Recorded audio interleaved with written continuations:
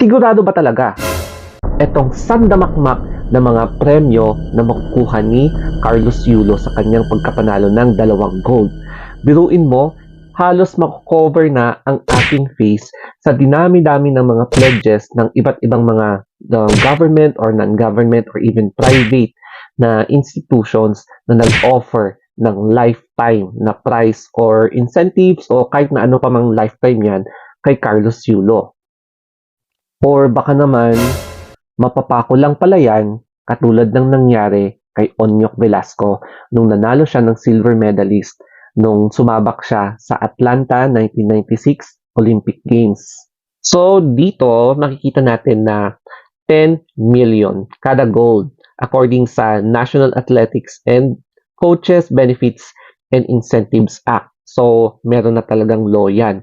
So, since nanalo siya ng 2 gold, so 20 million pesos, no? And then, meron daw siyang house and lot, a house and lot provided by Philippine Olympic Committee.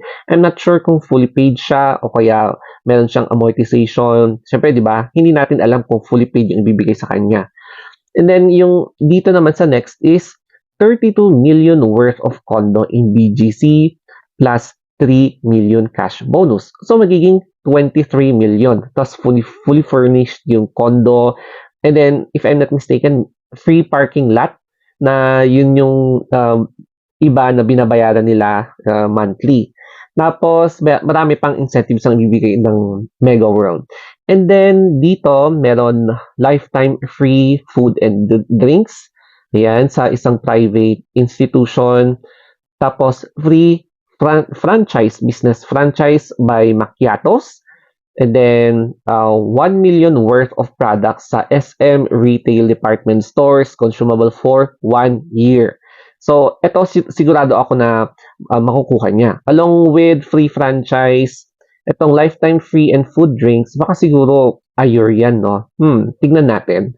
And then, dito naman, House of Representatives, nag-pledge sila ng 6 million. So, ito, feel ko may bibigay talaga tong 6 million. And then, 3 million Bounty Group Agro Ventures. So, siguro, 23 plus 9, so 30, 32. O, di ba? Yan. And then, Olympic Gold Medal of Valor by Philippine Sports Commission. Then, lifetime free buffet sa Vikings. Pero I'm not sure kung lifetime talaga. Pero, mali natin, no? Lifetime engineering design. So, ito pwede kapag magpapagawa ka ng bahay, no? And then, 100,000 pesos worth of furniture by Apollo. And then, ang dami pang nag-pledge sa kanya. Marami pang companies ang magpe-pledge. And yes, they will take advantage yung pagkapanalo ni Carlos Yulo kasi nga sensation siya, he's the golden boy. So, they will take advantage of this particular target marketing strategies to drive mga potential customers sa kanya. Dahil sa pagkapanalo niya, syempre, magiging pabuenas din ito sa mga companies who wants to increase their sales. Pero disclaimer lang ha, syempre, binibase natin itong mga prices na i-pledge sa mga experiences ng mga athletes before.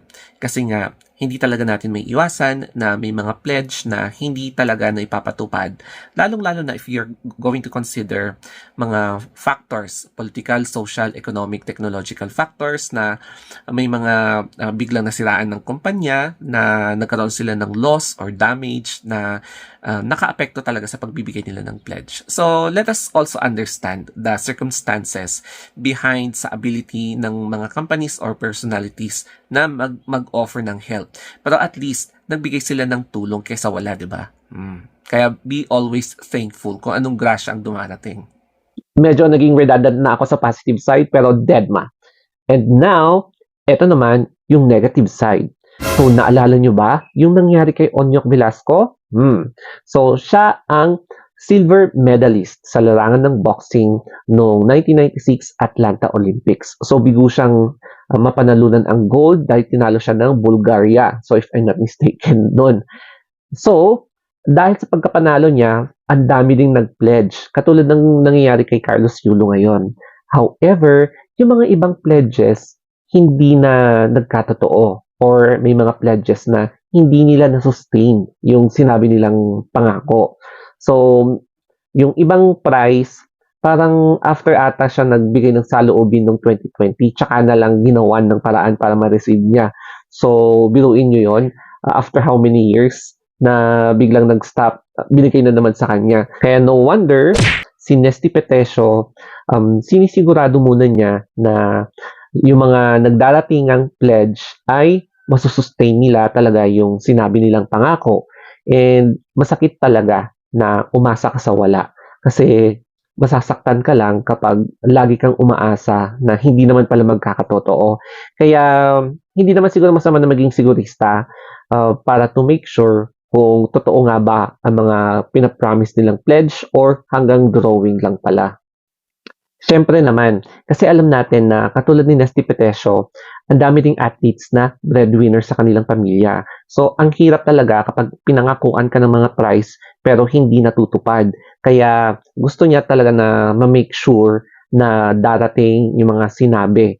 At kapag mapapako, siyempre, mapipilitan talaga sila na rumakit sa iba or maghanap ng ibang racket para pantustos o pag-support sa kanilang training, pambayad sa kanilang pagkain, transport, tsaka yung mga pamasahe nila kapag pupunta sila sa ibang bansa na mag-training. Tapos yung pambayad pa nila sa mga coaches, yung coaching staff, di ba? Ang dami nilang binabayaran para makamit nila yung goal nila na makasabak sa international competitions such as sa Olympics. Pagkatapos ng Olympics, syempre aasikasuhin ni Carlos Yulo yung mga gagawin niya dito sa Pilipinas. So, ito yung mga matatanggap niyang mga pabuya, mga prizes. So, siguro nakaplano na yan para sa kanya. And, haharapin na ang kanyang drama sa kanyang family. So, alam niyo naman siguro kung ano yung nangyayaring drama ngayon, no? Parang tinaon talaga yung kanyang pag-compete sa Paris Olympics sa drama, no?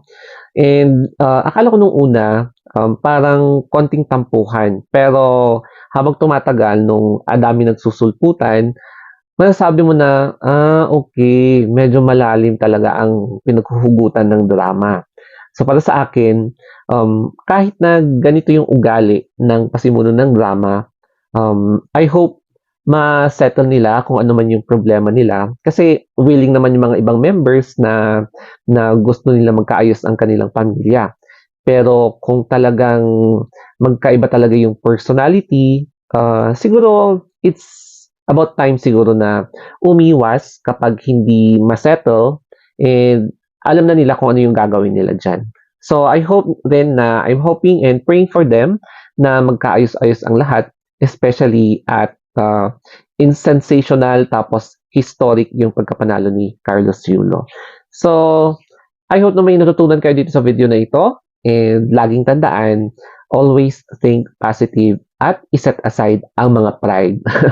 Okay, so follow me sa ating Instagram account, The Story of Anthony. Ayan po guys. And then of course sa YouTube, TikTok, Facebook, Threads, saan to ba? And sa Twitter. And syempre, sa ating second account sa YouTube. So that's it guys. Thank you and have a wonderful day.